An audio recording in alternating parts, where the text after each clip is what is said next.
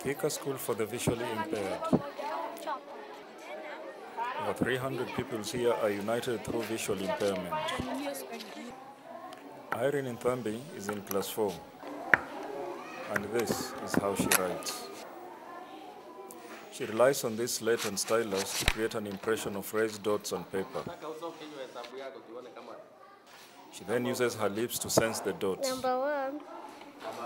In this way, she is able to read the characters generated. Plus 2/4 equals 3/4.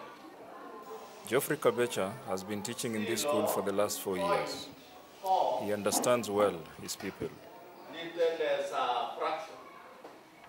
Her fingers are not sensitive enough, and the hands are not strong. So for her to write, she has to combine the fingers and the lips, unlike the others who do it with the fingers only. When this 10-year-old girl was brought here by her mother for admission 5 years ago, an assessment team was shocked to learn that she had no senses. It took a while to discern how best she could be assisted. Some hot food was brought, then she tasted, she responded. So I said, oh, so there are some senses in her mouth.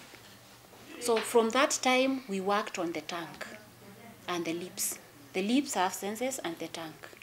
So from that time, we could place the stylus on the hand, then we reinforce it with the lip. Since her fingertips lack sensation, her solution lies in guiding her stylus using her lips and tongue with her hand offering support. Despite all these factors against her, she's an active participant in class.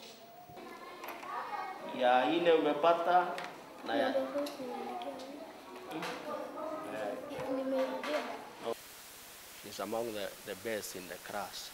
In fact, the last exam they did, she was number 3.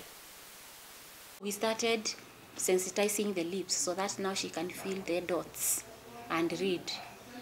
Now, the day she started, she read the first word, it was now an eye-opener. An easier technique is yet to be found for her. Apart from the slate, maybe the only thing she can use again is the computer. But for the braille machine, she cannot use. Because the braille machine has keys. Those keys need to be pressed with some energy. They need some kind of effort to press. Irene does not have that effort. In spite of all these challenges, Nthambi's determination remains firm. She has sought to evade the consequences of her disabilities by developing to the extent possible the abilities she can. The Minister for Education, Mutula Kilonzo, recognizes the gravity of the disability of such children. I have forwarded to the Attorney General Commission on Implementation of the Constitution and the Law Reform Commission a draft law called Learners with Disabilities Bill 2012. We can't wish away these things. And it is very important we have a legal mechanism for dealing with these children so that we do not increase the challenges they are facing. When they don't have equipment, when they don't have materials, when, like Irene Nthambi, I still don't know what to do. My favorite subject is English. And she's the only one I have ever come across or I've heard of. If there are others, I don't know. You can't see, you can hear, but you can't touch. You can't feel by touch. Therefore, you can't use Braille. You can't use the standard methods of education. Even though her handicap remains, her story reveals that her mental faculties are not in any way impaired. She's determined to put them to the best use possible.